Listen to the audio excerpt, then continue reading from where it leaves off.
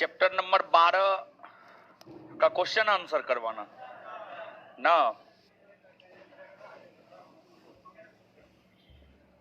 बैठ जाइए सब लोग। चलिए,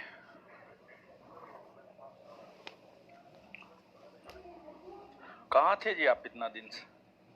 नजर नहीं आते थे। आए? आते थे, एक दिन आए थे। और चलिए, तो आज जो है चैप्टर नंबर 12 का क्वेश्चन आंसर होना है, ठीक है। और इसके बाद जो है चैप्टर नंबर 13 और 14 पढ़ना है। आप लोग संस्थान के टेलीग्राम चैनल से जुड़े हुए हैं ना? जुड़े हुए हैं ना? नहीं जुड़े हैं? जुड़े हुए हैं ना?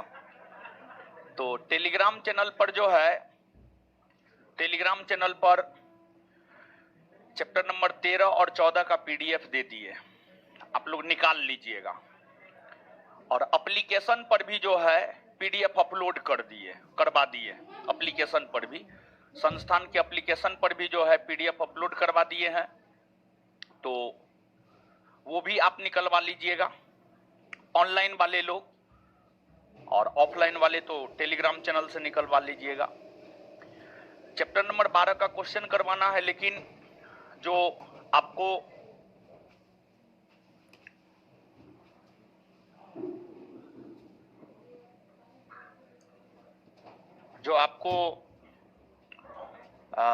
पीपीटी होता है, पीपीटी नहीं बना है। 12 के क्वेश्चन का पीपीटी नहीं बना है, तो पीपीटी नहीं बना है इसलिए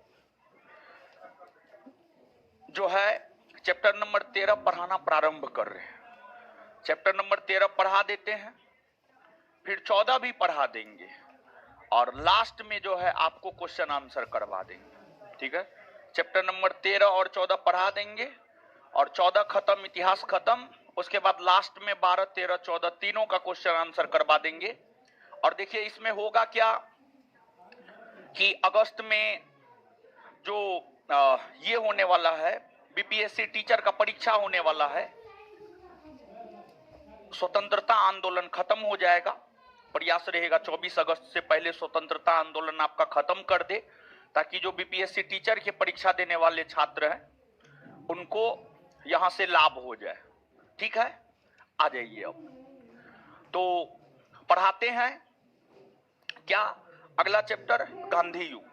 चैप्टर नंबर 13 जो है आपको गांधी युग है, तो गांधी युग पढ़ाना जो है आज से प्रारंभ करेंगे, गांधी युग। और अब क्वेश्चन आंसर जो है इतिहास खत्म करने के बाद क्वेश्चन आंसर लास्ट में करवा देंगे, ठीक है।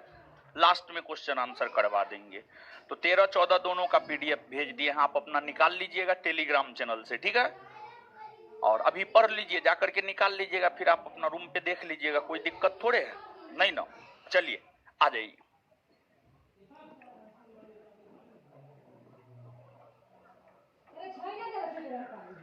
गांधी युग, गांधी एरा, गांधी युग, गांधी युग। गांधी युग 1919 से 1947, 1919 से 47, 1919 से 1947 गांधी एरा, गांधी युग। देखिए गांधी एरा को हम लोग समझेंगे, इसमें गांधी जी के विषय में जानेंगे, तथा गांधी जी ने जो तमाम सत्याग्रह का आयोजन किए हैं, और साथ ही साथ गांधी जी के द्वारा जो छोटे आंदोलन, बड़े आंदोलन किए गए हैं, उन सभी को इस चैप्टर में हम लोग जानेंगे। सबसे पहले गांधी जी के व्यक्तिगत जीवन को जानना है। जब आप गांधी जी के व्यक्तिगत जीवन को जान लेते हैं, तब आपको दक्षिण अफ्रीका में जो गांधी जी ने अपना जीवन यापन किया है उसको जानना है। और फिर गांधी जी भारत आए, भारत में उन्होंने चंपारण सत्याग्रह, खेरा सत्याग्रह, अहमदाबाद मिल मजदूरों के समर्थन में हड़ताल, रोलेक्स सत्याग्रह का आयोजन किया।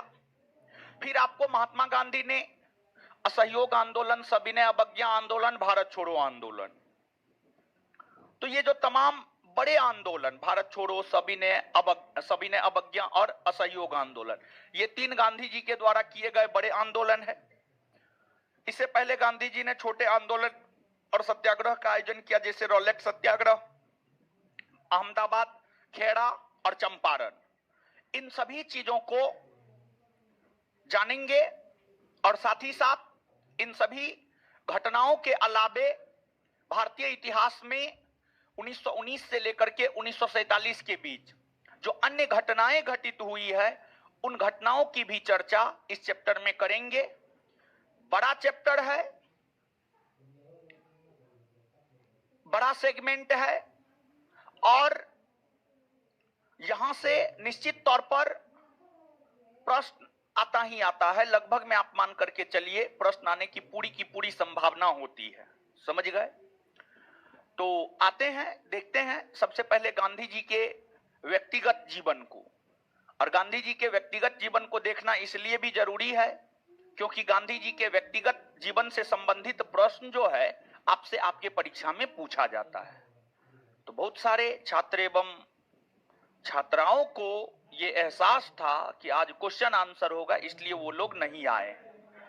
जबकि चाहे कुछ भी हो, क्वेश्चन आंसर हो या फिर लेक्चर हो, थ्योरी हो या ऑब्जेक्टिव हो, क्लास आपको रेगुलर करना चाहिए। अगर आप नहीं करते हैं तो ये आप गलती कर रहे हैं। मेरा काम समझाना है, आपका काम समझना है। समझ के मानना या ना मानना ये आपका काम है, आप जानिए। अभी ही 64 पोस्ट वाला परीक्षा हुआ, रिजल्ट आया, 12 दिन में रिजल्ट आया। बहुत सारे छात्र छात्राओं का हुआ है और बहुत सारे छात्र छात्राओं का नहीं हुआ है। समझ गए? आपका होना या नहीं होना सब कुछ आपके ऊपर निर्भर करता है। आपका अगर होता है तो वो आपकी जीत है, अगर आपका नहीं भी होता है तो वो आपकी हार है। क्योंकि आप ही में से कुछ बच्चों का हुआ है, कुछ बच्चों का नहीं हुआ है। कल बुलाए हुए थे, दिन में 50 के आसपास लोग आए हुए थे और सब किसी ना किसी बैच से, कोई 10 से 12 है, कोई 3 से 5 है, कोई 5 से 7 है। सबसे ज्यादा बच्चा तो नजर आया 5 से 7 बैच का। 5 से 7 एसआई बैच का सबसे ज्यादा बच्चा सफल हुआ है। और उसके बाद एका दुक्का टेस्ट से भी था, 1-2 बच्चा टेस्ट से भी था, 8 से 10 टेस्ट। और 2-3 बच्चा तो ऐसा था जो क्वेश्चन बैंक लेकर के सिर्फ पढ़ा था और टेस्ट मारता था 8 से 10 वाला। ठीक है, ऐसा भी बच्चा सब था। तो आप ही में से कुछ का होता है, कुछ का नहीं होता है। देखिए, उस परीक्षा में आसान प्रश्न पूछे गए थे। आसान प्रश्न पूछे गए थे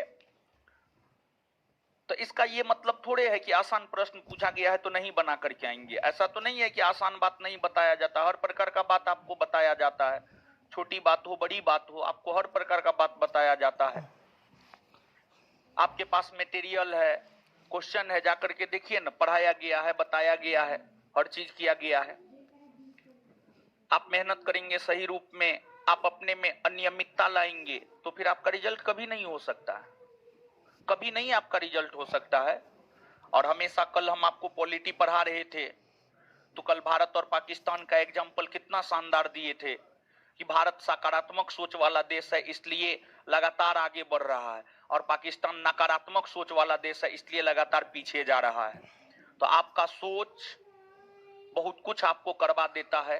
तो आपको हमेशा सकारात्मक सोच के साथ होनी चाहिए, सकारात्मक सोच आपको रखनी चाहिए अपने करियर के प्रति, अपने पढ़ाई के प्रति, परीक्षा के प्रति, हर चीज के प्रति सकारात्मक सोच रखना चाहिए आपको।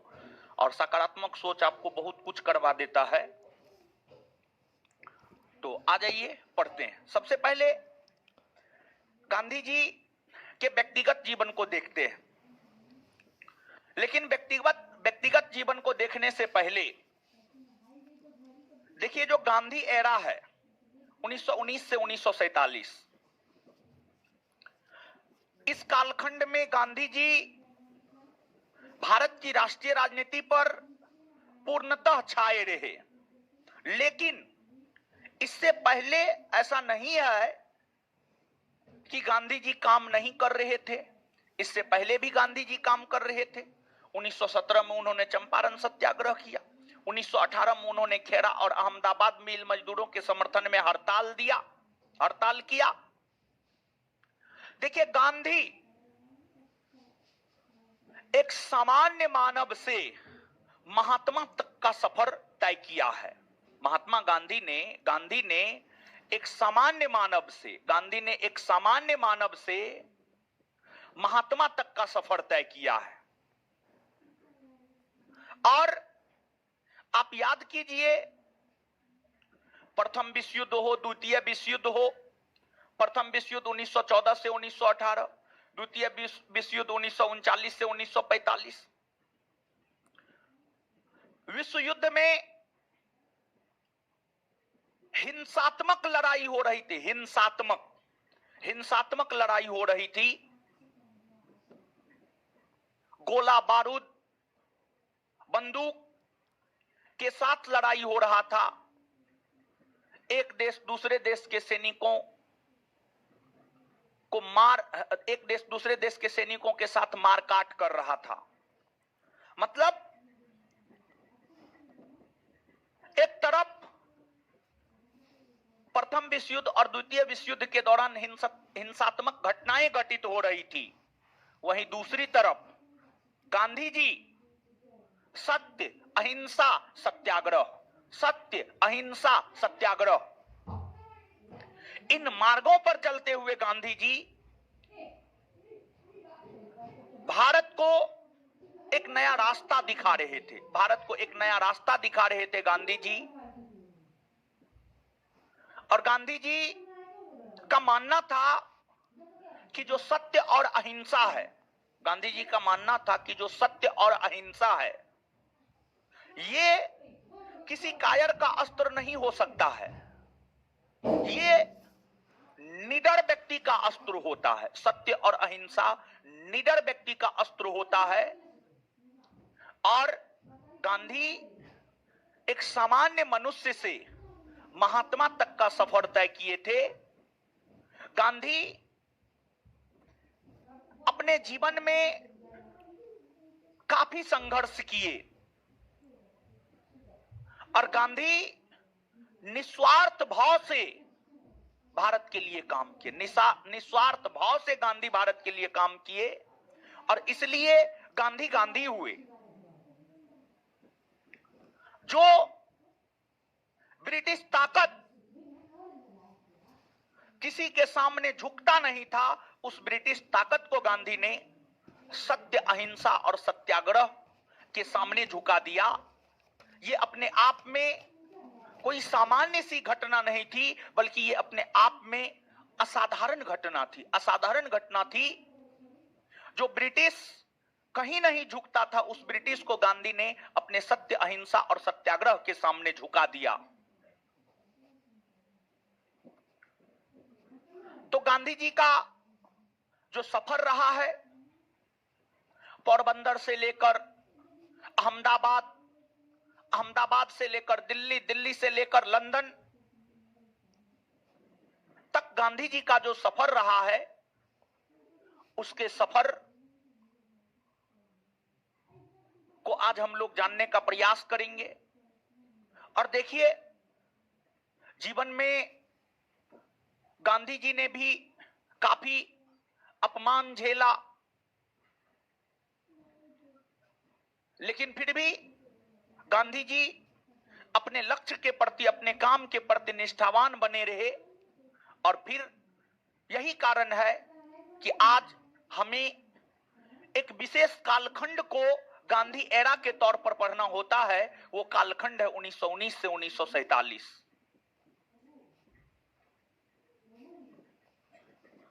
महात्मा गांधी का जन्म 2 अक्टूबर 1869 को गुजरात के पोरबंदर में हुआ था। आप सब लोग इस बात से अवगत हैं। महात्मा गांधी का जन्म 2 अक्टूबर 1869 को गुजरात के पोरबंदर में हुआ था और उन्होंने सत्य और अहिंसा के मार्ग पर चलते हुए भारत को तो एक रास्ता दिखाया ही, भारत के साथ साथ गांधी ने विश्व को भी एक रास्ता दिखाया। भारत के साथ साथ गांधी ने विश्व को भी एक रास्ता दिखाया और यही कारण है कि गांधी जी का जो जन्म दिवस 2 अक्टूबर होता है, 2 अक्टूबर को अंतर्राष्ट्रीय अहिंसा दिवस के रूप में मनाया जाता है। 2 अक्टूबर को अंतर्राष्ट्रीय अहिंसा दिवस, राष्ट्रीय नहीं बल्कि अंतर्राष्ट्रीय अहिंसा दिवस, मतलब पूरे विश्व में 2 अक्टूबर को अहिंसा दिवस के रूप में मनाया जाता है। और देखिए, जो आपको पोरबंदर है, पोरबंदर एक बंदरगाह नगर है। पोरबंदर की अगर आप बात करेंगे तो पोरबंदर जो है आपको एक बंदरगाह नगर है और जो पोरबंदर नामक बंदरगाह नगर है वो यहां है। और ये जो गुजरात है, गुजरात का जो उत्तरी पश्चिमी प्रायद्वीपीय भाग है इसे कच्छ प्रायद्वीप कहा जाता है और गुजरात का जो ये प्रायद्वीपीय भाग है इसे काठियावाड़ प्रायद्वीप कहा जाता है। इसे काठियावाड़ प्रायद्वीप कहा जाता है। काठियावाड़ प्रायद्वीप, ये जो प्रायद्वीप है इसे काठियावाड़ प्रायद्वीप कहा जाता है और काठियावाड़ प्रायद्वीप के अंतर्गत ही पोरबंदर आता है और काठियावाड़ प्रायद्वीप के पोरबंदर इलाके में गांधी का जन्म हुआ था। महात्मा गांधी के पिता मोहनदास करमचंद गांधी थे, माता पुतलीबाई थी। उस समय काफी कम उम्र में विवाह हो जाता था। उस समय काफी कम उम्र में विवाह हो जाता था और महात्मा गांधी का विवाह 1883 ईस्वी में हुआ। 1883 ईस्वी, 1883। महात्मा गांधी का जन्म 1869 में हुआ। 1869 में उनका जन्म हुआ और 1883 ईस्वी में उनका विवाह हो गया। लगभग 14 बरस, 13 बरस समथिंग माह होगा या लगभग 14 बरस आप मान करके चल सकते हैं। लगभग 14 वर्ष के उम्र में महात्मा गांधी का विवाह कस्तूरबा गांधी के साथ हुआ। महात्मा गांधी का विवाह कस्तूरबा गांधी के साथ हुआ और महात्मा गांधी को 4 पुत्र की प्राप्ति हुई थी। महात्मा गांधी के जो 4 पुत्र थे, हरिलाल, मणिलाल, रामदास, देवदास, ये 4 पुत्र महात्मा गांधी के थे। महात्मा गांधी को कोई पुत्री नहीं थी। वहीं एक जमनालाल बजाज था जो कि उस समय का बहुत बड़ा उद्योगपति था। और बात अगर आप जमनालाल बजाज की करेंगे तो जमनालाल बजाज गांधी जी का कोई पुत्र नहीं था, लेकिन गांधी जी जमनालाल बजाज को भी अपने पुत्र की भांति ही मानते थे। लेकिन गांधी जी जमनालाल बजाज को भी अपने पुत्र की भांति ही मानते थे और इसलिए जमनालाल बजाज को गांधी जी के 5वें पुत्र की संज्ञा दी जाती है। जमनालाल बजाज को जो है गांधी जी के 5वें पुत्र की संज्ञा दी जाती है। लेकिन ध्यान रहे कि जमनालाल बजाज महात्मा गांधी का पुत्र नहीं था, बल्कि उसे पुत्र की भांति महात्मा गांधी मानते थे। और महात्मा गांधी की पत्नी कस्तूरबा गांधी हो या महात्मा गांधी का पुत्र हो, सभी का भारत के स्वतंत्रता आंदोलन में योगदान रहा है। और बात अगर कस्तूरबा गांधी की जाए तो कस्तूरबा गांधी गांधी के कंधा से कंधा मिलाकर भारत के स्वतंत्रता आंदोलन में भाग ली थी। चाहे भारत छोड़ो आंदोलन आप पढ़ लीजिए या सविनय अवज्ञा आंदोलन आप पढ़ लीजिए, भारत छोड़ो आंदोलन में भी कस्तूरबा गांधी पार्टिसिपेट की थी। सविनय अवज्ञा आंदोलन में भी कस्तूरबा गांधी पार्टिसिपेट की थी, यानी भाग ली थी। और भारत छोड़ो आंदोलन के समय तो कस्तूरबा गांधी गांधी जी के साथ कारावास में भी बंद हो गई थी और उसी क्रम में कस्तूरबा गांधी का निधन हो गया। और कुछ इतिहासकार तो ऐसे भी हैं जो गांधी पर कस्तूरबा की हत्या का आरोप लगाते हैं कि गांधी ने अपनी पत्नी कस्तूरबा को मारा है, लेकिन ऐसी कहीं कोई बात नहीं है। देखिए, विद्वान है, विचारक है, सबका अपना विचार है, लेकिन ऐसी कहीं कोई बात नहीं थी। तो कस्तूरबा गांधी जी को बखूबी साथ दी, कंधा से कंधा मिलाकर स्वतंत्रता आंदोलन में अपनी भागीदारी कस्तूरबा गांधी ने सुनिश्चित की। और कस्तूरबा गांधी ही नहीं बल्कि गांधी जी के जो पुत्र थे वो भी भारत के स्वतंत्रता आंदोलन में अपनी भागीदारी सुनिश्चित करने का काम किया। गांधी जी की जो आरंभिक शिक्षा दीक्षा है, राजकोट और मुंबई में गांधी जी की आरंभिक शिक्षा दीक्षा हुई। आरंभिक शिक्षा होने के बाद गांधी जी का मन हुआ कि बैरिस्ट्री की डिग्री ले, और गांधी जी बैरिस्ट्री की डिग्री लेने को लेकर लंदन गए और गांधी जी 1889 से 1891 तक लंदन में रहे। 1889 से 1891 तक गांधी जी लंदन में रहे और लंदन में रहते हुए उन्होंने बैरिस्ट्री की डिग्री प्राप्त की। बैरिस्ट्री की डिग्री प्राप्त करने के बाद गांधी जी 1891 में पुनः भारत आए। 1891 में भारत आने के बाद महात्मा गांधी वकालत करना शुरू कर दिए। 1891 में भारत आने के बाद महात्मा गांधी वकालत करना शुरू कर दिए, वकालत करना शुरू कर दिए। और गांधी जी जब वकालत करना जब गांधी जी शुरू कर दिए तो एज ए वकील गांधी जी अपने जीवन में असफल रहे। एज ए वकील महात्मा गांधी अपने जीवन में असफल रहे।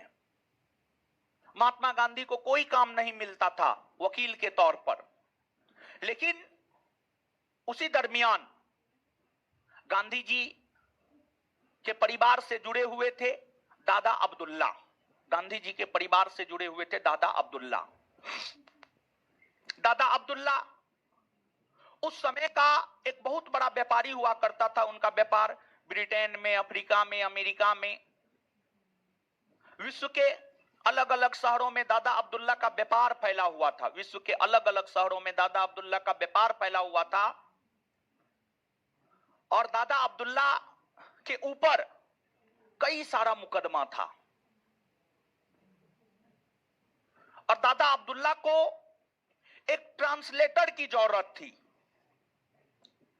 जो गुजराती को अंग्रेजी में ट्रांसलेट कर दे और अंग्रेजी को गुजराती में ट्रांसलेट कर दे। एक ट्रांसलेटर की जरूरत थी दादा अब्दुल्ला को केस की पैरवी को लेकर।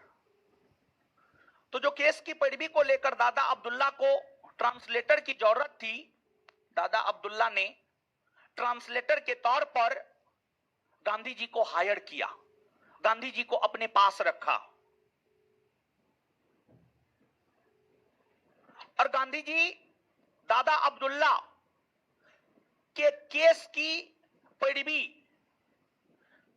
को लेकर ही दक्षिण अफ्रीका गए और गांधी जी दक्षिण अफ्रीका 1893 में गए।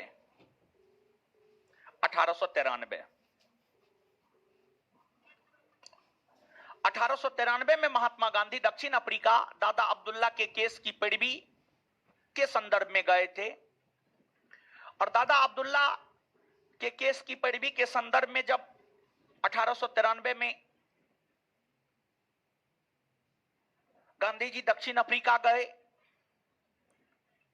तो दक्षिण अफ्रीका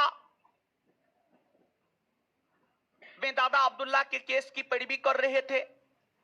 उस क्रम में गांधी जी को एक स्थान से दूसरे स्थान आना जाना रहता था। उसी क्रम में महात्मा गांधी दादा अब्दुल्ला की केस की पैरवी के संदर्भ में ही दक्षिण अफ्रीका में डरबन से प्रिटोरिया की यात्रा कर रहे थे। डरबन से प्रिटोरिया की यात्रा कर रहे थे। डरबन से प्रिटोरिया, और डरबन से प्रिटोरिया की यात्रा महात्मा गांधी ट्रेन से कर रहे थे। डरबन से प्रिटोरिया, डरबन से प्रिटोरिया की यात्रा महात्मा गांधी ट्रेन से कर रहे थे। और उस समय अगर दक्षिण अफ्रीका की बात करें तो उस समय दक्षिण अफ्रीका में भी अंग्रेजों का ही शासन था। दक्षिण अफ्रीका में भी अंग्रेजों का ही शासन था। अंग्रेजी शासन ही दक्षिण अफ्रीका में लागू हुआ करता था। और दक्षिण अफ्रीका में जो अंग्रेजी शासन लागू था, वो अंग्रेजी शासन के अंतर्गत ट्रेन के फर्स्ट क्लास श्रेणी से कोई भारतीय यात्रा नहीं कर सकता था, ऐसा कानून था। दक्षिण अफ्रीका में ऐसा कानून था कि भारत के लोग ट्रेन से यात्रा करेंगे, लेकिन सेकेंड क्लास श्रेणी में यात्रा करेंगे, द्वितीय क्लास वर्ग में यात्रा करेंगे। फर्स्ट क्लास श्रेणी में भारतीय मूल के लोग यात्रा नहीं कर सकते थे। लेकिन दादा अब्दुल्ला ने जो गांधी जी का टिकट बनवाया था, वो फर्स्ट क्लास श्रेणी का टिकट बनवाया था। और इसलिए गांधी जी जब डरबन से प्रिटोरिया की यात्रा कर रहे थे, तो वो ट्रेन के फर्स्ट क्लास श्रेणी से यात्रा कर रहे थे। ट्रेन के फर्स्ट क्लास श्रेणी से यात्रा कर रहे थे। और जब गांधी जी ट्रेन के फर्स्ट क्लास श्रेणी से यात्रा कर रहे थे, तो टीटी जो टिकट चेक करता है, टीटी टिकट चेक करने के लिए आया।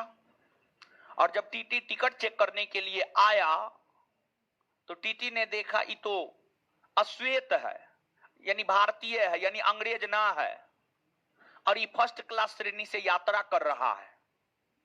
तो टीटी ने धक्का मारकर गांधी को ट्रेन से बाहर कर दिया। टीटी ने धक्का मारकर महात्मा गांधी को ट्रेन से बाहर कर दिया। और महात्मा गांधी को जिस स्टेशन पर ट्रेन से बाहर किया गया था, वह स्टेशन था Saint Pietermaritzburg. Saint Pietermaritzburg, Saint Pietermaritzburg, Saint Pietermaritzburg. Saint Pietermaritzburg नामक स्टेशन पर महात्मा गांधी को ट्रेन से बाहर कर दिया गया। जब महात्मा गांधी को ट्रेन से बाहर कर दिया गया, तो गांधी जी अपना तर्क दिए कि हमारे पास फर्स्ट क्लास श्रेणी का टिकट है, तो हम तो यात्रा फर्स्ट क्लास श्रेणी से ही करेंगे। अगर यह कानून है कि कोई अश्वेत या कोई भारतीय फर्स्ट क्लास श्रेणी से यात्रा नहीं कर सकता है, तो उसे फर्स्ट क्लास श्रेणी का टिकट ही नहीं दिया जाना चाहिए। और आपने टिकट दिया है, हम तो यात्रा फर्स्ट क्लास श्रेणी से ही करेंगे। गांधी जी बचपन से ही जिद्दी प्रकृति के थे।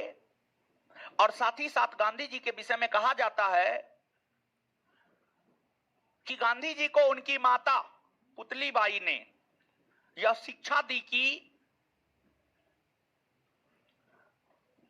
जिस भी काम में अपना हाथ बटाना है या जिस भी काम में अपना हाथ लगाना है, उस काम को पूरा करके ही दम लेना है। गांधी जी को यह शिक्षा उनकी माता पुतलीबाई से मिली थी। गांधी जी जिस भी काम में अपना हाथ बटाते थे, उस काम को पूरा करके ही दम लेते थे। यह बात गांधी को गांधी बनाया, और भी कई सारी चीजें हैं जो गांधी को गांधी बनाया है।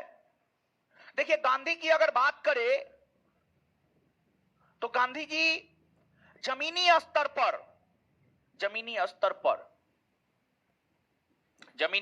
पर काम करते थे। गांधी जी जमीनी स्तर पर लोगों से मिलते थे। गांधी जी जमीनी स्तर के मुद्दा को उठाकर उसे राष्ट्रीय मुद्दा बना देते थे। गांधी जी का काम करने का तरीका और राजनेताओं की तुलना में अलग था।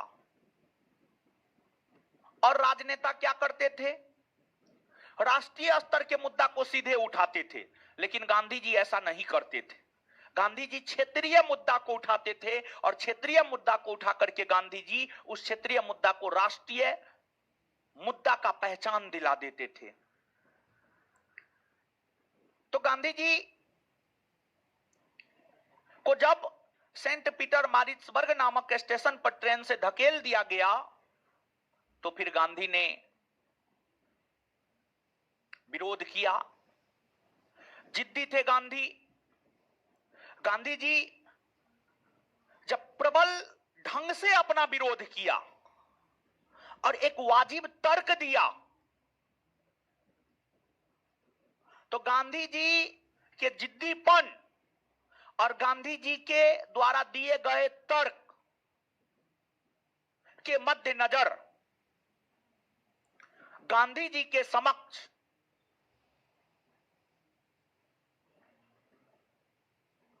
ब्रिटिश प्रशासन को झुकना पड़ा। और कहा जाता है कि गांधी जी को अनुमति दिया गया कि वो फर्स्ट क्लास श्रेणी से ही अपनी यात्रा को पूरा करे। यह गांधी जी की प्रथम जीत मानी जाती है। यह गांधी जी की प्रथम जीत मानी जाती है। और इस घटना ने गांधी जी के जीवन को काफी परिवर्तित कर दिया। गांधी जी के सोचने के तरीका में बदलाव लाया। गांधी जी के सोचने के तरीका में बदलाव लाया। इस घटना ने गांधी जी को यह सीख दिया कि अगर कोई सही बात हो और उस सही बात को लेकर भी अंग्रेज विरोध करता है, तो वहां पर आप अपना सही तर्क दीजिए। और अगर आप अपना सही तर्क देते हैं तो फिर ना चाहते हुए भी अंग्रेजों को आपकी बातों को मानना होगा। यानी सीधा अंग्रेज कह दिया था कि कोई भारतीय फर्स्ट क्लास श्रेणी से यात्रा नहीं करेगा। ये तो कोई बात नहीं हुई। अगर यात्रा नहीं करेगा, जैसे आप इस बात को ऐसे समझिए, भारत सरकार के द्वारा, राज्य सरकार के द्वारा जागरूकता फैलाया जाता है कि धूम्रपान स्वास्थ्य के लिए हानिकारक है, धूम्रपान नहीं करना चाहिए, कैंसर होता है, फलना होता है, चिलना होता है, ढेकना होता है। ठीक है, सरकार के हाथ में सब चीज है। सरकार भारत में सिगरेट बनाना बंद कर दे, सरकार भारत में शराब बनाना बंद कर दे, सरकार भारत में अन्य नशीले पदार्थों पर प्रतिबंध लगा दे, तो क्या मजाल भारत में सिगरेट बिकने लगेगा, शराब बिकने लगेगा?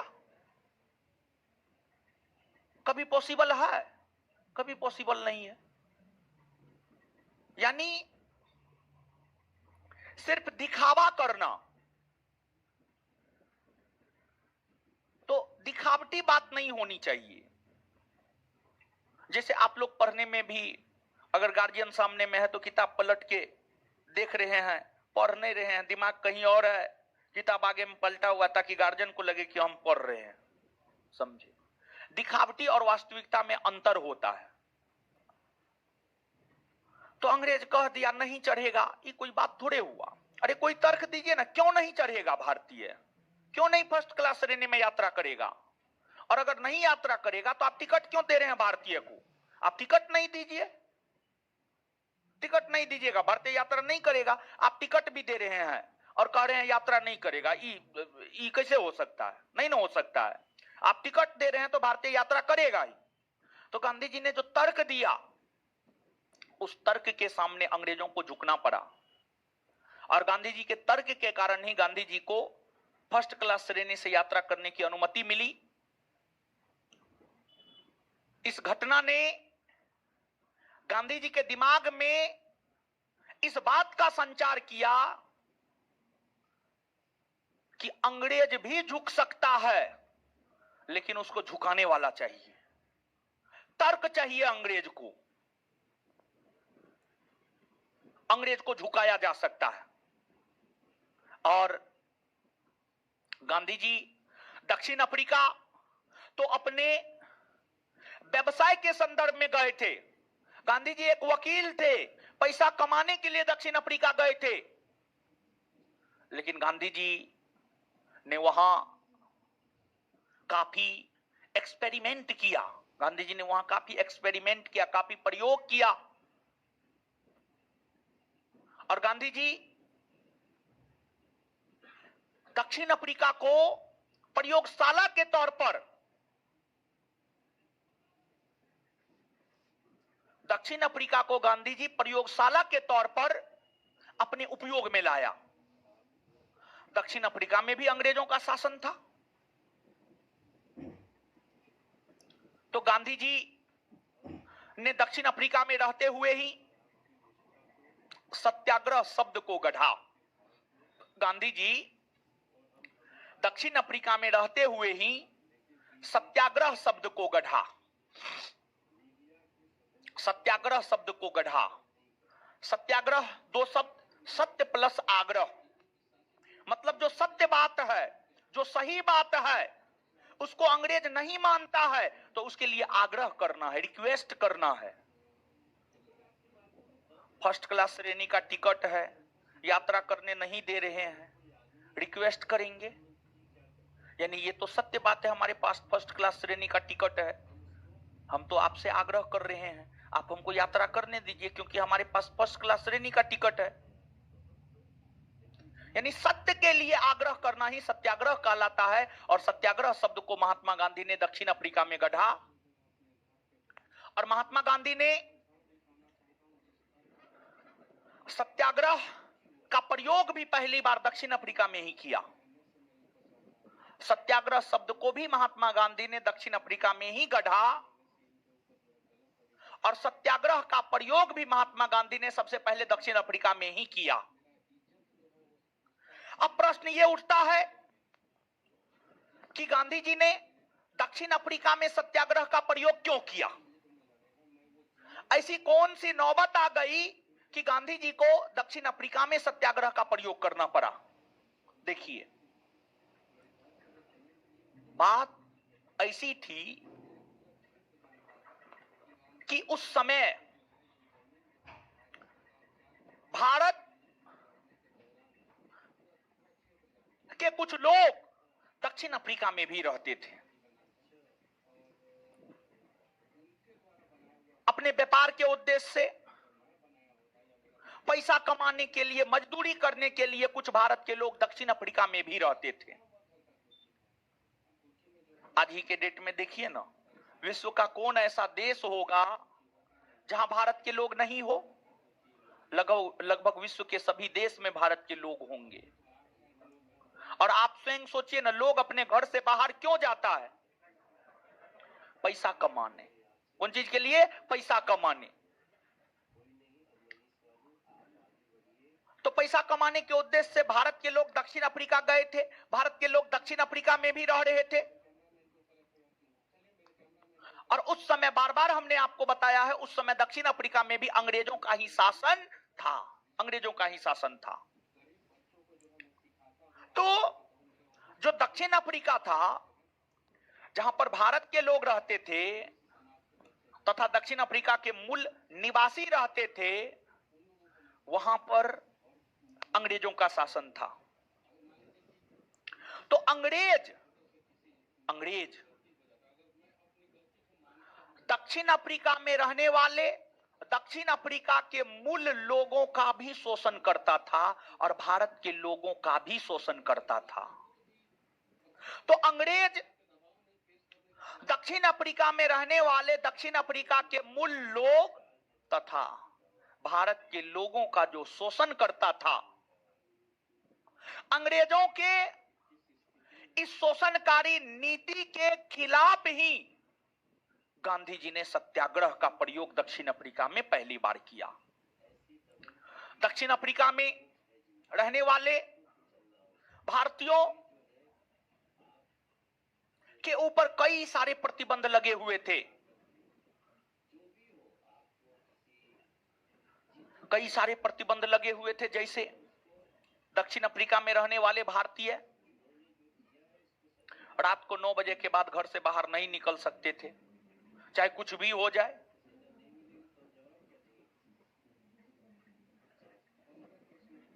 दक्षिण अफ्रीका में रहने वाले भारतीयों को हमेशा अपने पास में अपना पहचान पत्र रखना होता था। दक्षिण अफ्रीका में रहने वाले भारतीयों को अंग्रेज काला काला कहकर पुकारता था, कुत्ता कहकर पुकारता था।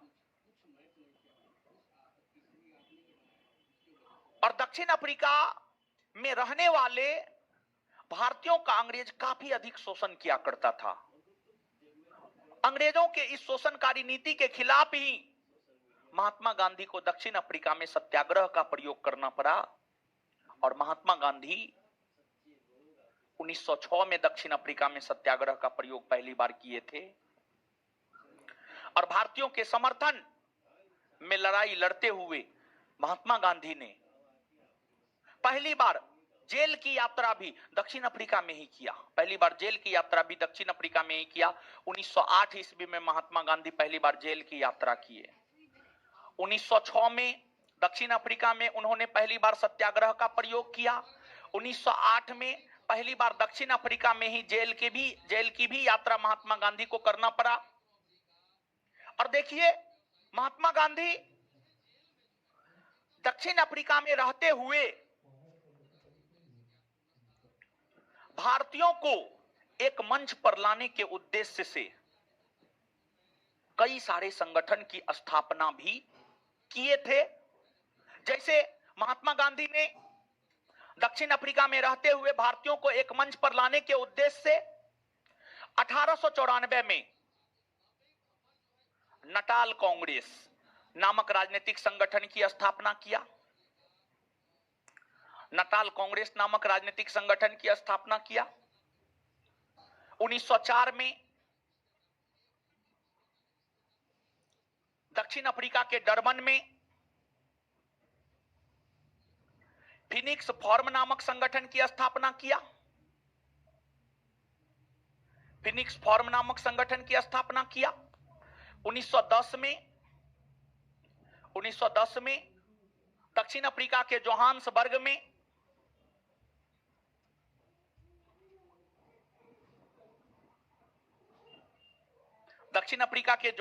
में टॉलस्टॉय फोरम,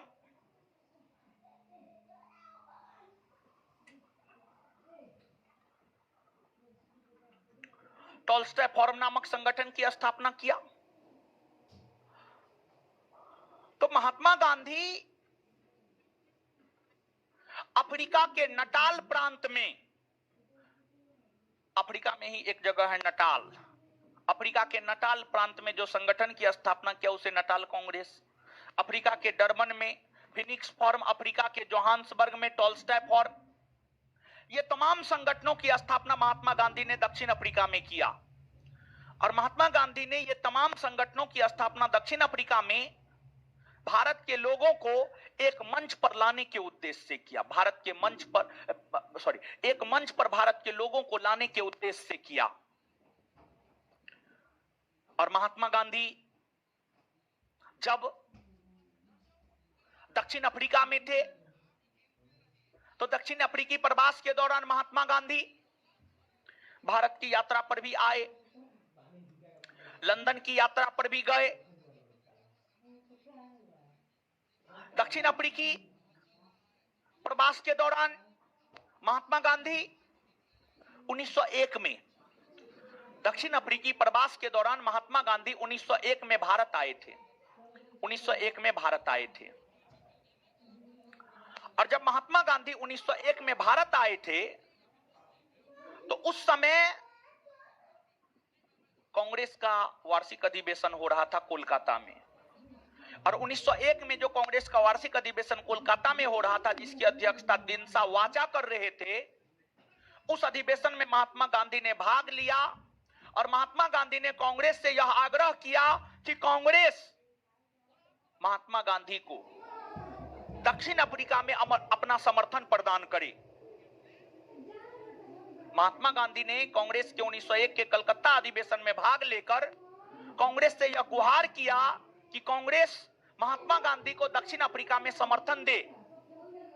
महात्मा गांधी जो भारत के लोगों के लिए दक्षिण अफ्रीका में लड़ रहे थे, उन्हें कांग्रेस का समर्थन चाहिए। समर्थन प्राप्त करने के उद्देश्य से ही महात्मा गांधी 1901 के कांग्रेस के कलकत्ता अधिवेशन में भाग लिए और कांग्रेस ने गांधी जी को समर्थन दिया।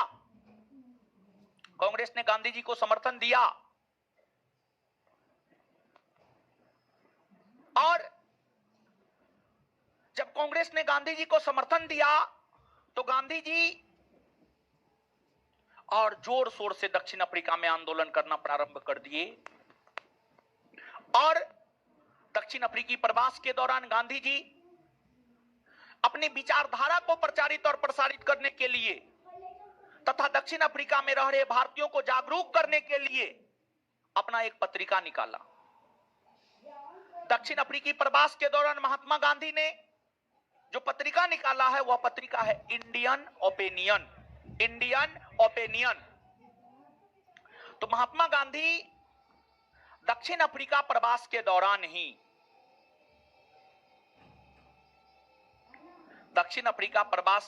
ही इंडियन ओपिनियन नामक पत्रिका निकाला। इस पत्रिका के माध्यम से अपनी विचारधारा को प्रचारित प्रसारित किया, भारत के लोगों को जागरूक किया, भारत के लोगों को एक मंच पर लाने का प्रयास किया। और जिस प्रकार महात्मा गांधी दक्षिण अफ्रीका में रहते हुए 1901 में भारत की यात्रा किए, उसी प्रकार महात्मा गांधी दक्षिण अफ्रीका में रहते हुए 1909 में लंदन की यात्रा किए। 1909 में लंदन की यात्रा किए।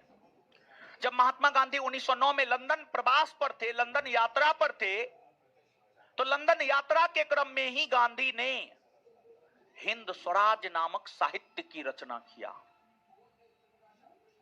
देखिए, ध्यान दीजिएगा, अगर आप महात्मा गांधी की बात करेंगे तो महात्मा गांधी 1893 से 1914 तक इस अवधि के दौरान मुख्य तौर पर गांधी जी दक्षिण अफ्रीका में रहे हैं, लेकिन इस अवधि के दौरान वे लंदन भी गए, भारत भी आए। इस अवधि के दौरान महात्मा गांधी जब 1909 में लंदन यात्रा पर थे, तो लंदन यात्रा के दौरान ही महात्मा गांधी ने एक साहित्य की रचना किया था। और लंदन यात्रा के दौरान महात्मा गांधी ने जिस साहित्य की रचना किया था उसका नाम था हिंद स्वराज। हिंद स्वराज।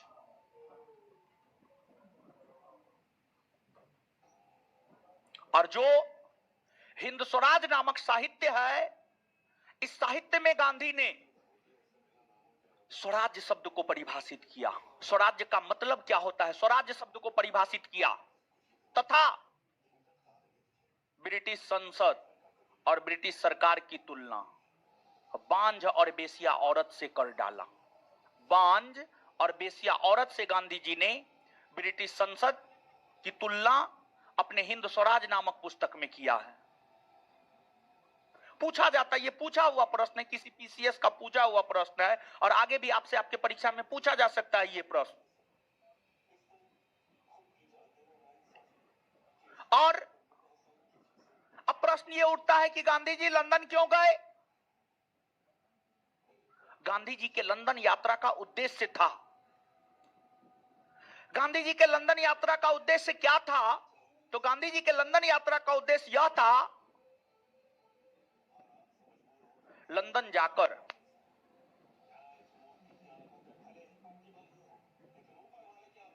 ब्रिटिश संसद को इस बात से अवगत कराना था कि दक्षिण अफ्रीका में रहने वाले भारतीयों का शोषण ब्रिटिश कर रहा है। इसको लेकर ब्रिटिश संसद कुछ उपाय करे। देखिए, ध्यान दीजिएगा, दक्षिण अफ्रीका में रहने वाले भारतीयों का शोषण ब्रिटिशों के द्वारा किया जा रहा था। दक्षिण अफ्रीका में रहने वाले भारतीयों का शोषण जो ब्रिटिशों के द्वारा किया जा रहा था, इस बात से ब्रिटिश संसद को अवगत करवाने के उद्देश्य से ही महात्मा गांधी लंदन की यात्रा पर गए थे। और महात्मा गांधी लंदन की यात्रा पर जाकर ब्रिटिश संसद को इस बात से अवगत करवाए कि दक्षिण अफ्रीका में रहने वाले भारतीयों का शोषण अंग्रेजों के द्वारा किया जा रहा है। और फिर गांधी जी लंदन से फिर दक्षिण अफ्रीका आ गए। दक्षिण अफ्रीका में भारतीयों को हक और अधिकार दिलाने को लेकर लगातार अपना आंदोलन जारी रखे। और जब गांधी जी दक्षिण अफ्रीका में रहने वाले भारतीयों को हक और अधिकार दिलाने को लेकर लगातार अपना आंदोलन जारी रखे, तो उसी क्रम में गोपाल कृष्ण गोखले गांधी जी से मिलने दक्षिण अफ्रीका आए। और गोपाल कृष्ण गोखले जब गांधी जी से मिलने दक्षिण अफ्रीका आए, तो गोपाल कृष्ण गोखले से महात्मा गांधी काफी प्रभावित हुए। और महात्मा गांधी गोपाल कृष्ण गोखले को अपना राजनीतिक गुरु मान लिए। महात्मा गांधी गोपाल कृष्ण गोखले को अपना राजनीतिक गुरु मान लिए। और जब गोपाल कृष्ण गोखले का समर्थन प्राप्त हुआ गांधी को, तो गांधी जी और जोर शोर से आंदोलन करने लगे। और गांधी जी का आंदोलन इतना अधिक लोकप्रिय हुआ कि ब्रिटिश गवर्नमेंट को ना चाहते हुए भी भारतीयों को दक्षिण अफ्रीका में छूट देना पड़ा। गांधी जी का दक्षिण अफ्रीका में आंदोलन इतना अधिक लोकप्रिय हुआ कि ना चाहते हुए भी अंग्रेजों को दक्षिण अफ्रीका में रहने वाले भारतीयों को अधिकार देना पड़ा। अंग्रेजी सरकार दक्षिण अफ्रीका में रह रहे भारतीयों को अधिकार देने के उद्देश्य से इंडियन रिलीफ एक्ट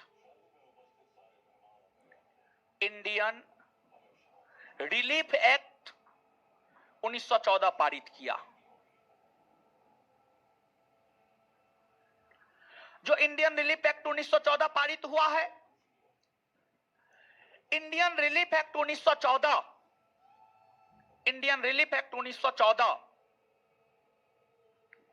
में वे सभी अधिकारों की घोषणा अंग्रेजी सरकार ने की जिसका डिमांड लगातार गांधी जी के द्वारा किया जा रहा था। गांधी जी के द्वारा दक्षिण अफ्रीका में किए गए सत्याग्रह और आंदोलन के वजह से ही दक्षिण अफ्रीका में रहने वाले भारतीयों को अधिकार मिला। और जब दक्षिण अफ्रीका में रहने वाले भारतीयों को हक और अधिकार मिल गया, जिसको लेकर गांधी जी लड़ाई लड़ रहे थे, तो फिर गांधी जी को लगा कि अब तो हम दक्षिण अफ्रीका में रहने वाले भारतीयों को हक और अधिकार दिलवा दिए, अब हमें अपने देश वापस लौटना चाहिए। और फिर गांधी जी भारत वापस लौटे। गांधी जी भारत वापस लौटे। और देखिए, गांधी जी दक्षिण अफ्रीका मात्र 1 वर्ष के लिए गए थे, लेकिन जब 1 वर्ष गांधी जी रहे और गांधी जी ने देखा कि भारत के लोगों का शोषण हो रहा है, तो गांधी जी को लगा कि नहीं, हमें इनके लिए काम करना चाहिए, इनको हक और अधिकार दिलवाना चाहिए। और गांधी जी जब काम करने लगे तो दक्षिण अफ्रीका में रहने वाले भारतीयों से काफी ज्यादा लगाव हो गया। और फिर गांधी जी उनके समर्थन में तब तक काम करते रहे जब तक कि दक्षिण अफ्रीका में रहने वाले भारतीयों को उनका हक और अधिकार नहीं मिल गया। मतलब गांधी जी ने जिस काम में अपना हाथ डाला, उस काम को जब तक पूरा नहीं कर दिया, तब तक गांधी जी लगातार अपनी लड़ाई लड़ते रहे, लगातार अपनी लड़ाई लड़ते रहे। गांधी जी पीछे नहीं हटे। और फिर गांधी जी लगभग 21 वर्ष तक दक्षिण अफ्रीका में रुके थे। 21 वर्ष तक, 1893 से 1914, 7 बरस उधर, 14 बरस इधर, 14 7 21, लगभग 21 वर्ष तक, 21 वर्ष तक गांधी जी ने दक्षिण अफ्रीका में प्रवास किया। गांधी जी ने दक्षिण अफ्रीका में प्रवास किया और 21 वर्ष तक दक्षिण अफ्रीका में रहने के बाद गांधी जी 9 जनवरी 1915 को 9 जनवरी 1915 को भारत वापस आए। और गांधी जी मुंबई के अपोलो बंदरगाह, मुंबई के अपोलो बंदरगाह, अपोलो बंदरगाह, अपोलो बंदरगाह, अपोलो बंदरगाह पर उतरे थे। और कहा जाता है जब गांधी जी दक्षिण अफ्रीका से वापस भारत आए थे तो उनका जो पहनावा था, काठियावाड़ी किसान, काठियावाड़ी किसान के वेशभूषा में वो आए थे। और मुंबई के अपोलो नामक बंदरगाह पर 9 जनवरी 1915 को उतरे। और फाइनली गांधी जी 9 जनवरी को भारत आए हैं 1915 में। यही कारण है कि 9 जनवरी को प्रत्येक वर्ष राष्ट्रीय प्रवासी दिवस के रूप में मनाया जाता है। राष्ट्रीय प्रवासी दिवस, राष्ट्रीय प्रवासी दिवस, राष्ट्रीय प्रवासी दिवस के रूप में मनाया जाता है। और कहा जाता है जब गांधी जी भारत आए थे, इस समय उतना अधिक लोकप्रिय गांधी जी नहीं थे, लेकिन जो भारत के बुद्धिजीवी वर्ग के लोग थे, भारत के बुद्धिजीवी वर्ग के लोगों को गांधी के विषय में मालूम था। जो राष्ट्रीय स्तर के नेता थे, उन्हें गांधी जी के विषय में पता था कि गांधी ने दक्षिण अफ्रीका में रहने वाले भारतीयों को हक और अधिकार दिलवाया है। ऐसा नहीं था कि 9 जनवरी 1915 को जब मुंबई के अपोलो बंदरगाह पर गांधी जी उतरे तो उनको देखने के लिए बहुत बड़ा भीड़ जमा था, या चंपारण आए तो गांधी जी को देखने के लिए बहुत बड़ा भीड़ जमा था। ऐसी कहीं कोई बात नहीं थी। इस समय गांधी जी को हर कोई नहीं जानता था, लेकिन भारत के जो बुद्धिजीवी वर्ग के नेता थे, उन्हें गांधी जी के विषय में पता चल चुका था। गांधी जी भारत आने के बाद सबसे पहले अपने राजनीतिक गुरु गोपाल कृष्ण गोखले से जाकर मिले। गांधी जी कई राजनेताओं से बड़ी प्रभावित थे। गांधी जी कई राजनेताओं से गांधी जी बड़ी प्रभावित थे, जैसे गोपाल कृष्ण गोखले हो गए, बाल गंगाधर तिलक हो गए, फिरोज शाह मेहता हो गए, सुभाष चंद्र बोस हो गए। इन लोगों से गांधी जी काफी प्रभावित थे, बहुत अधिक प्रभावित थे गांधी जी। और गांधी जी ने गोपाल कृष्ण गोखले से मुलाकात की।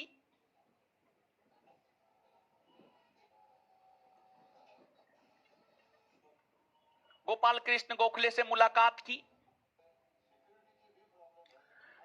गांधी जी ने जब अपने राजनीतिक गुरु गोपाल कृष्ण गोखले से मुलाकात किया तो गांधी जी ने गोपाल कृष्ण गोखले के समक्ष एक प्रस्ताव रखा। गांधी जी ने गोपाल कृष्ण गोखले के समक्ष यह प्रस्ताव रखा कि हम यानी गांधी ने दक्षिण अफ्रीका में रहने वाले भारतीयों को उसका अधिकार दिलवा दिया और हम यानी गांधी यह चाहते हैं कि भारत में रहने वाले भारत के लोगों को उनका हक और अधिकार दिलवाए। भारत में रहने वाले भारत के लोगों को उनको हक और अधिकार दिलवाए, उनको हक और अधिकार दिलवाए। यह प्रस्ताव गांधी ने गोपाल कृष्ण गोखले के समक्ष रखा। इस प्रस्ताव पर काफी विचार विमर्श करने के बाद गोपाल कृष्ण गोखले ने गांधी को सलाह दिया। गोपाल कृष्ण गोखले ने गांधी को यह कहा कि ऐसा कीजिए, आप सबसे पहले भारत को समझिए, भारत को समझिए।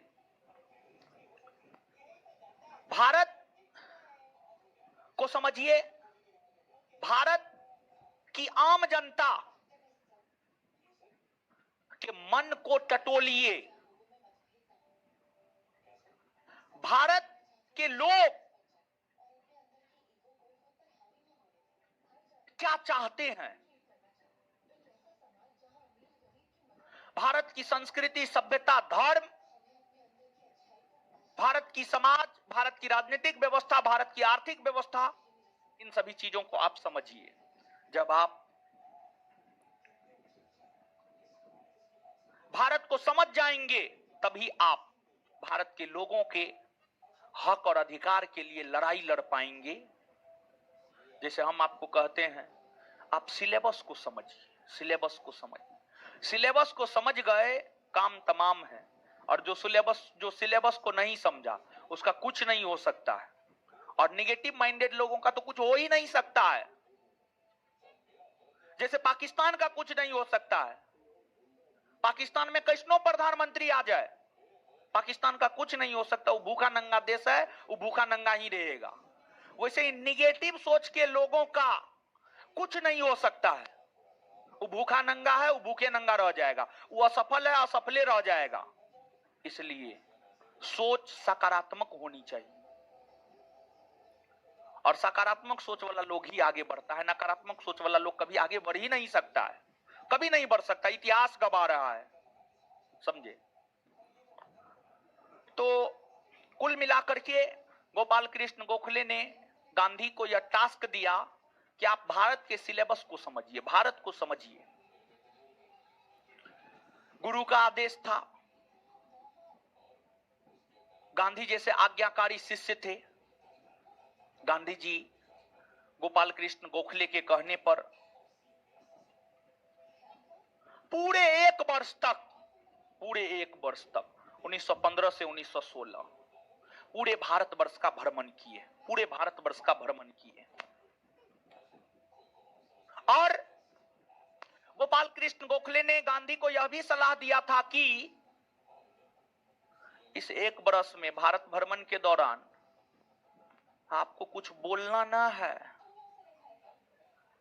मुंह बंद रखना है, अपना आंख और कान खुला रखना है।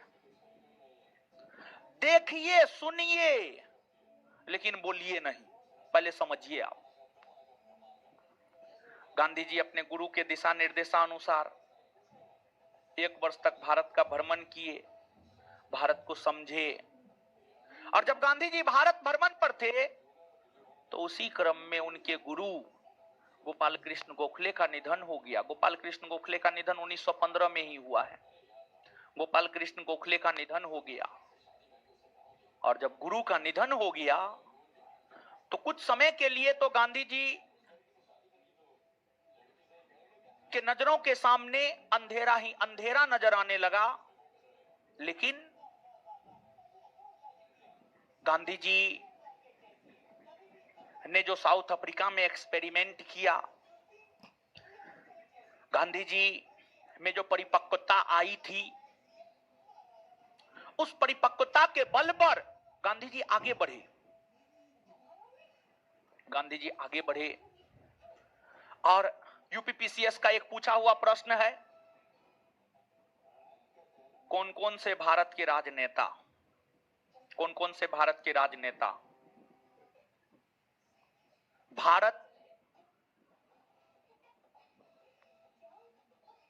के लोगों को आजादी दिलाने के उद्देश्य से, भारत के लोगों को समझने के उद्देश्य से पूरे भारतवर्ष का भ्रमण किया है? तो एगो है बाल गंगाधर तिलक और एगो है महात्मा गांधी। एगो है महात्मा गांधी। महात्मा गांधी जब भारत का भ्रमण किए तो महात्मा गांधी ने यह देखा कि भारत के लोगों के मन में अंग्रेजों के प्रति रोष है, गुस्सा है।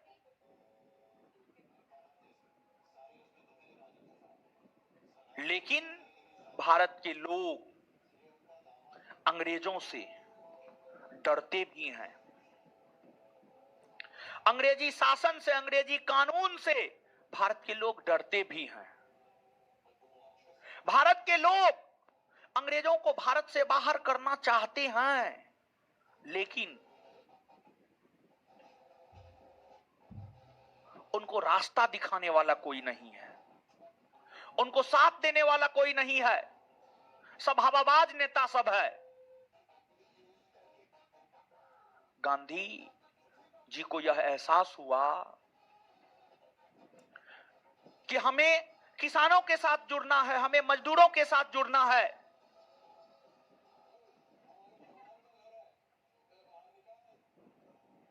हमें किसानों के लिए काम करना है, हमें मजदूरों के लिए काम करना है।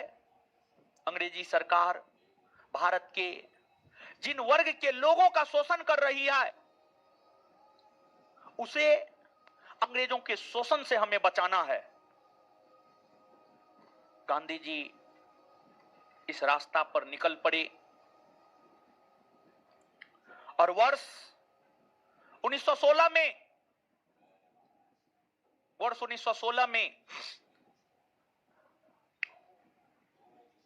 बनारस हिंदू विश्वविद्यालय का उद्घाटन हो रहा था। उस उद्घाटन समारोह में गांधी जी भी आमंत्रित थे। गांधी जी उस उद्घाटन समारोह में गए थे और उस उद्घाटन समारोह में भाग लेते हुए ही महात्मा गांधी ने भारतवर्ष में अपना पहला जन भाषण दिया। भारतवर्ष में अपना पहला जन भाषण दिया, अपना पहला जन भाषण दिया। मतलब आम जनता को संबोधित किया, आम जनता को संबोधित किया। और गांधी जी जब अपना पहला जन भाषण दे रहे थे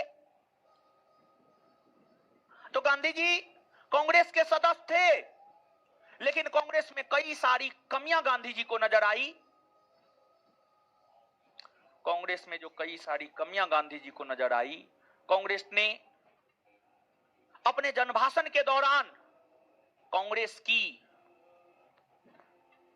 काफी आलोचना की। कांग्रेस का सदस्य था, कांग्रेस के मन से भाषण दे रहा था, लेकिन धज्जी कांग्रेस का उड़ा रहा था। कांग्रेस में कमियां थी। कांग्रेस की कमियों की ओर कांग्रेस के लोगों का ध्यान गांधी ने आकृष्ट करवाया और फिर कांग्रेस ने अपने में सुधार भी किया और एक समय ऐसा आया कांग्रेस की सारी जिम्मेदारी गांधी ने ही ले ली। और बात अगर वर्ष 1916 की करे तो वर्ष 1916 में कांग्रेस का वार्षिक अधिवेशन लखनऊ में हुआ और वर्ष 1916 में जो कांग्रेस का वार्षिक अधिवेशन लखनऊ में हुआ, इस लखनऊ अधिवेशन में गांधी जी भाग लिए। जब गांधी जी दक्षिण अफ्रीका से वापस आए, तो दक्षिण अफ्रीका से वापस आने के बाद सर्वप्रथम गांधी ने 1916 के कांग्रेस के लखनऊ अधिवेशन में भाग लिया। गांधी ने 1916 के कांग्रेस के लखनऊ अधिवेशन में जब भाग लिया, तो उस अधिवेशन में भाग लेने के क्रम में ही गांधी जी की मुलाकात बिहार के चंपारण के भितिहरवा गांव के किसान नेता राजकुमार शुक्ल से हुई। बिहार के चंपारण के भितिहरवा गांव के किसान नेता राजकुमार शुक्ल से हुई। राजकुमार शुक्ल गांधी जी से मिलने से पहले भी कांग्रेस के कई बड़े नेता से मिल चुके थे, जैसे मोतीलाल नेहरू, मदन मोहन मालवीय जैसे बड़े नेताओं से राजकुमार शुक्ल मुलाकात कर चुके थे। और राजकुमार शुक्ल अपनी समस्या मोतीलाल नेहरू, मदन मोहन मालवीय जैसे नेताओं को भी सुना चुके थे। लेकिन मदन मोहन मालवीय, मोतीलाल नेहरू जैसे बड़े नेता राजकुमार शुक्ल की मांग पर कोई ध्यान नहीं दिया। राजकुमार शुक्ल की मांग पर कोई ध्यान नहीं दिया। तब राजकुमार शुक्ल को पता चला कि एक कोई गांधी है, गुजरात का है, वो दक्षिण अफ्रीका में रहने वाले भारतीयों के हक और अधिकार के लिए लड़ा और उसको हक और अधिकार दिलवाया। तो राजकुमार शुक्ल के मन में एक आशा जगा कि एक बार गांधी से हम मिलते हैं और उनसे अपना समस्या सुनाते हैं। जब गांधी दक्षिण अफ्रीका में रहने वाले लोगों को हक और अधिकार दिलवाए हैं, तो भारत में रहने वाले लोगों को तो हक और अधिकार दिलवा ही सकते हैं। इसी आशा और उम्मीद के साथ राजकुमार शुक्ल महात्मा गांधी से मिले और महात्मा गांधी से राजकुमार शुक्ल ने अपनी सारी समस्याएं सुनाई। महात्मा गांधी से राजकुमार शुक्ल ने अपनी सारी की सारी समस्याएं सुनाई और राजकुमार शुक्ल ने यह भी कहा गांधी को कि हम आपसे पहले कांग्रेस के और भी नेता से मिले हैं, लेकिन वो सब भरोसा दिया, कोई आया नहीं हम लोगों के लिए लड़ने को लेकर। तो आप भी ऐसा ना कीजिए कि आप हमको बेवजह का भरोसा दे दीजिए और आप न आए। तो गांधी जी राजकुमार शुक्ल को समझाए, आप विश्वास रखिए, हम गांधी हैं, हम आएंगे और आपके हक और अधिकार के लिए हम लड़ेंगे और आपको हम आपका हक और अधिकार दिलवाएंगे। राजकुमार शुक्ल को लगा कि अब जो करे, और राजकुमार शुक्ल के आग्रह पर ही महात्मा गांधी अप्रैल 1917 में चंपारण पहुंचे और चंपारण पहुंचकर सीधे सत्याग्रह नहीं करने लगे। चंपारण पहुंचकर महात्मा गांधी चंपारण के सैकड़ों किसान से मिले, उनकी बात को समझे। यानी गांधी जी यह जानना चाहते थे कि राजकुमार शुक्ल जो बात कह रहे हैं, क्या यह समस्या सिर्फ राजकुमार शुक्ल का है या चंपारण के हर किसान का है। इस बात को गांधी जी समझना चाहते थे और इसलिए गांधी जी चंपारण पहुंचकर सीधे चंपारण सत्याग्रह नहीं करने लगे, बल्कि चंपारण पहुंचकर महात्मा गांधी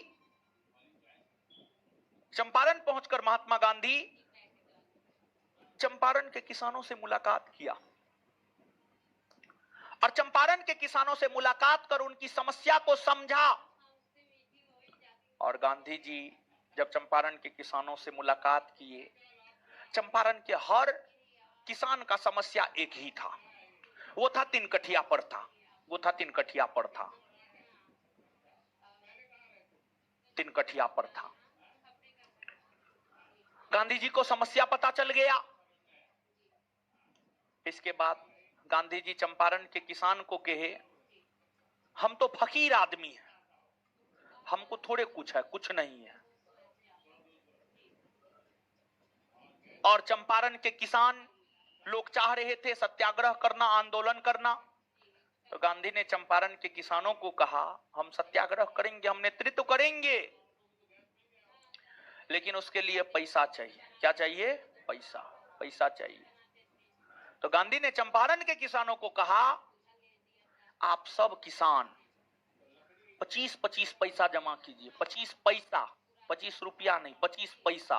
1 रुपया का 1/4 भाग, 25 पैसा पैसा जमा कीजिए। उस पैसा से हम सत्याग्रह करेंगे, उस पैसा से हम सत्याग्रह करेंगे। और फिर चंपारण के किसान गांधी जी के कहने पर 25-25 पैसा जमा किया, 25-25 पैसा जमा किया। और उसी जमा हुए धन से गांधी जी ने चंपारण सत्याग्रह का आयोजन किया। आगे चंपारण सत्याग्रह के विषय में बताएंगे, लेकिन उससे पहले एक बात आप जानिए कि महात्मा गांधी को कई सारी उपाधि दी गई है। महात्मा गांधी को वन मैन बॉर्डरी फोर्स कहा गया है, महात्मा गांधी को अर्धनग्न फकीर कहा गया है, महात्मा गांधी को देशद्रोही फकीर कहा गया है, महात्मा गांधी को राष्ट्रपिता कहा गया है, महात्मा गांधी को बापू कहा गया है, महात्मा गांधी को आधुनिक भारत का आजाद शत्रु कहा गया है, महात्मा गांधी को जादूगर कहा गया है, महात्मा गांधी को महात्मा कहा गया है, और भी कई सारी उपाधियां गांधी जी को दी गई है। तथा गांधी जी कई नेताओं से प्रभावित थे, जिसकी तुलना गांधी जी ने की है। जैसे गांधी जी अपने राजनीतिक गुरु गोपाल कृष्ण गोखले से काफी प्रभावित थे। गांधी ने गोपाल कृष्ण गोखले की तुलना गंगा से किया है। गांधी ने गोपाल कृष्ण गोखले की तुलना गंगा से किया है, गंगा से किया है। फिर आपको गांधी जी बाल गंगाधर तिलक से काफी प्रभावित थे। बाल गंगाधर तिलक की तुलना गांधी जी ने समुद्र से किया है, गांधी जी समुद्र से किया है। फिर आपको फिरोज शाह मेहता से गांधी जी काफी अधिक प्रभावित थे। फिरोज शाह मेहता की तुलना गांधी जी ने हिमालय से किया है, फिरोज शाह मेहता की तुलना गांधी जी ने हिमालय से किया है। फिर आपको गांधी जी जो है, आपको सुभाष चंद्र बोस से काफी प्रभावित थे। सुभाष चंद्र बोस को गांधी जी ने राष्ट्रभक्तों का राष्ट्रभक्त कहा है, राष्ट्रभक्तों का राष्ट्रभक्त, राष्ट्रभक्तों का राष्ट्रभक्त कहा है, राष्ट्रभक्त कहा है। देखिए ध्यान दीजिएगा, गंगा, गंगा का पानी जैसे पवित्र है, गंगा का पानी जैसे पवित्र है, गंगा का पानी कभी भी गंदा नहीं हो सकता है। उसको कितना भी दिन बोतल में बंद करके रख दीजिए, गंगा का पानी गंदा नहीं हो सकता है। तो गांधी जी के नजर में गोपाल कृष्ण गोखले गंगा की तरह पवित्र थे। और समुद्र, अगर आप समुद्र की बात करेंगे तो समुद्र में काफी गहराई होता है, समुद्र की गहराई का पता नहीं लगाया जा सकता है। गांधी जी बाल गंगाधर तिलक से बड़ी प्रभावित थे। गांधी जी ने बाल गंगाधर तिलक को लेकर यह कहा कि बाल गंगाधर तिलक समुद्र की भांति गहरे हैं, उनमें ज्ञान, उनमें उनका जो ज्ञान है वो समुद्र की भांति है, उनके ज्ञान का कोई अंदाजा नहीं लगाया जा सकता है। और फिरोज शाह मेहता की तुलना उन्होंने हिमालय से करते हुए यह कहा कि जैसे हिमालय अडिग है, अविरल है, अविचल है, जैसे हिमालय को हिलाया डुलाया नहीं जा सकता है, वैसे फिरोज शाह मेहता को उनकी अपनी विचारधारा से हिलाया डुलाया नहीं जा सकता है। ऐसा गांधी का मानना था। और फिर सुभाष चंद्र बोस तो राष्ट्रभक्त थे ही, लेकिन गांधी ने सुभाष चंद्र बोस को कहा, आप राष्ट्रभक्त ही नहीं, आप राष्ट्रभक्तों का राष्ट्रभक्त हैं। सुभाष चंद्र बोस का देश के प्रति समर्पण, देश के प्रति लगाव, देश के प्रति काम करने का नजरिया को देखते हुए गांधी जी ने सुभाष चंद्र बोस को राष्ट्रभक्तों का राष्ट्रभक्त कहा है। फिर गांधी जी को राष्ट्रपिता की उपाधि सुभाष चंद्र बोस ने दी है, बापू की उपाधि जवाहरलाल नेहरू ने दी है, महात्मा की उपाधि रविन्द्रनाथ टैगोर ने दी है, महात्मा की उपाधि रविन्द्रनाथ टैगोर ने दी है। फिर जो है आपको अर्धनग्न फकीर की उपाधि फ्रैंको मॉरिस ने दिया है, देशद्रोही फकीर विंस्टन चर्चिल ने दिया है, one man boundary force Lord Mountbatten ने दिया है, लॉर्ड माउंटबेटन ने दिया है, जादूगर की उपाधि शेख मुजीबुर रहमान ने दिया है, आधुनिक भारत के अजात शत्रु की उपाधि राजेंद्र प्रसाद ने दिया है, भिखारियों के राजा की उपाधि मदन मोहन मालवीय ने दिया है। गांधी जी को तमाम प्रकार की उपाधियां अलग अलग राजनेताओं के द्वारा दी गई है। ये सब बात भी जो है आप याद रखिएगा। बात समझ में आया? अब देखिए, अब हम लोग आएंगे चंपारण सत्याग्रह को देखेंगे। अब अगले क्लास में चंपारण सत्याग्रह को देखेंगे। कुछ बात है जो आपके नोट में नहीं है, इतना देने के बावजूद भी कुछ बात आपके नोट में नहीं है, जो आगे हम आपको नोट डाउन करवाएंगे। लेकिन अब आज तो टाइम है नहीं, आज तो टाइम खत्म हो गया है।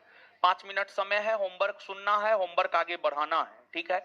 लेकिन उससे पहले गांधी जी के विषय में जो बताए हैं याद कीजिएगा ना। चलिए बताइए, बताइए फटाफट, गांधी जी का जन्म कौन प्रायद्वीप में हुआ है? काठियावाड़। गांधी जी का जन्म कौन प्रायद्वीप में हुआ है? काठियावाड़। काठियावाड़ प्रायद्वीप के कौन बंदरगाह नगर में हुआ? कहां हुआ है?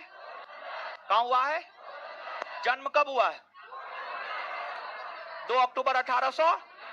2 अक्टूबर 1800। अंतर्राष्ट्रीय अहिंसा दिवस कब मनाया जाता है? अंतर्राष्ट्रीय अहिंसा दिवस। अंतर्राष्ट्रीय अहिंसा दिवस। गांधी जी के पिता मोहनदास। गांधी जी के पिता माता पुतलीबाई। माता, माता, पत्नी, पत्नी। गांधी जी को क्या गो बेटा था? बेटी था? नहीं ना। गांधी जी के 4 पुत्र कौन कौन? मणिलाल, हरिलाल, रामदास, देवदास। गांधी जी के 4 पुत्र कौन कौन? गांधी जी के 5वें पुत्र की संज्ञा किसे दी जाती? किसे दी जाती है? गांधी जी के 5वें पुत्र की संज्ञा किसे दी जाती है? जमनालाल, जमनालाल बजाज को दी जाती। बात क्लियर? चलिए इसके बाद आगे बताइएगा। गांधी जी बैरिस्ट्री की डिग्री लेने को लेकर कहां गए थे? कहां गए थे? लंदन गए। गांधी जी दक्षिण अफ्रीका कब गए? 1893। 1800। गांधी जी दक्षिण अफ्रीका कब गए? 1800। किसके केस की पैरवी में? दादा अब्दुल्ला। दादा। गांधी जी दक्षिण अफ्रीका 1893 किसके केस की पैरवी में गए? किसके केस की पैरवी में? दादा, दादा अब्दुल्ला। चलिए इसके बाद गांधी जी कहां की यात्रा कर रहे थे? डरबन से प्रिटोरिया की यात्रा जब गांधी जी कर रहे थे तो उन्हें किस स्टेशन पर ट्रेन से बाहर कर दिया गया? किस स्टेशन पर? किस स्टेशन पर? चलिए, सत्याग्रह शब्द को किसने गढ़ा है? महात्मा। सत्याग्रह शब्द को किसने गढ़ा है? महात्मा गांधी ने सत्याग्रह शब्द को कहां गढ़ा? दक्षिण। महात्मा गांधी ने सत्याग्रह का प्रयोग पहली बार किस देश में किया? दक्षिण। दक्षिण। गांधी जी ने दक्षिण अफ्रीका में सत्याग्रह का प्रयोग कब किया? कब किया? गांधी जी पहली बार जेल की यात्रा कब गए? किस देश में? किस देश में? अच्छा, नटाल कांग्रेस की स्थापना किसने किया? नटाल कांग्रेस की स्थापना। नटाल कांग्रेस की स्थापना गांधी जी ने कब किया? गांधी जी ने फिनिक्स फॉर्म कहां स्थापित किया? फिनिक्स फॉर्म कहां स्थापित किया? कब स्थापित किया? गांधी जी ने टॉलस्टॉय फॉर्म कहां स्थापित किया? कहां स्थापित किया? कब स्थापित किया? कब स्थापित किया? गांधी जी दक्षिण अफ्रीका में कब से कब तक रहे? कब से कब तक रहे? गांधी जी इस क्रम में भारत कब आए? कब आए? गांधी जी कांग्रेस के किस अधिवेशन में पहली बार भाग लिए? 1901 के कलकत्ता अधिवेशन। 1901 के। गांधी जी दक्षिण अफ्रीका में रहते हुए कौन पत्रिका निकाले थे? कौन पत्रिका निकाले थे? कौन पत्रिका निकाले थे? और गांधी जी दक्षिण अफ्रीकी प्रवास के दौरान लंदन यात्रा पर कब गए थे? और लंदन प्रवास के दौरान कौन साहित्य लिखे? लंदन प्रवास के दौरान कौन साहित्य? ब्रिटिश संसद की तुलना बांझ और बेसिया औरत से गांधी जी ने अपने किस साहित्य में किया? किस साहित्य में किया है? और गांधी जी के आंदोलन के वजह से ही दक्षिण अफ्रीका में रहने वाले भारतीयों को हक और अधिकार देने को लेकर अंग्रेजी सरकार के द्वारा कौन सा एक्ट पारित किया गया? Indian relief act 1900। यानी दक्षिण अफ्रीका में रहने वाले भारतीयों को गांधी जी हक और अधिकार दिलवाए। और जब गांधी जी दक्षिण अफ्रीका में रहने वाले भारतीयों के हक और अधिकार के लिए लड़ाई लड़ रहे थे तो उनसे मिलने कांग्रेस के कौन नेता गए थे? गोपाल कृष्ण गोखले। गोपाल कृष्ण गांधी जी के राजनीतिक गुरु। गांधी जी के राजनीतिक गुरु। गांधी जी दक्षिण अफ्रीका में कितने वर्ष तक रहे? कितने वर्ष तक? कब आए हैं? कब आए हैं?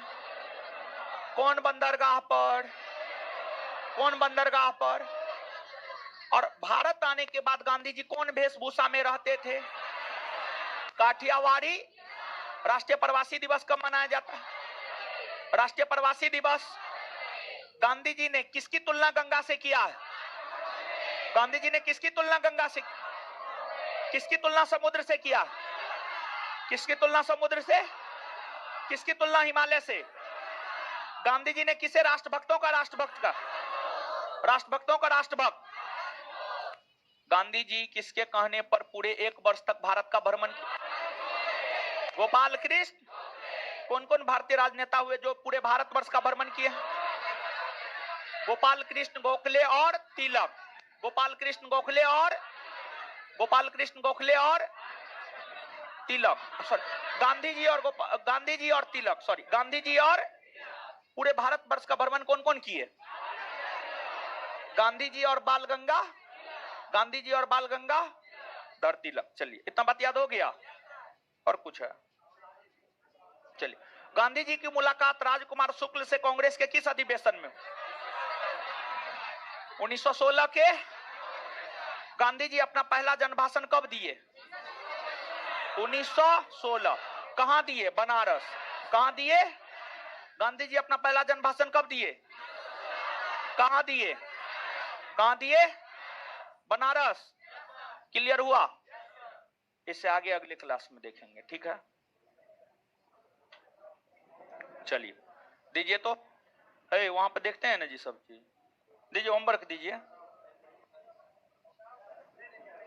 दीजिए न, कोई बुक दीजिए।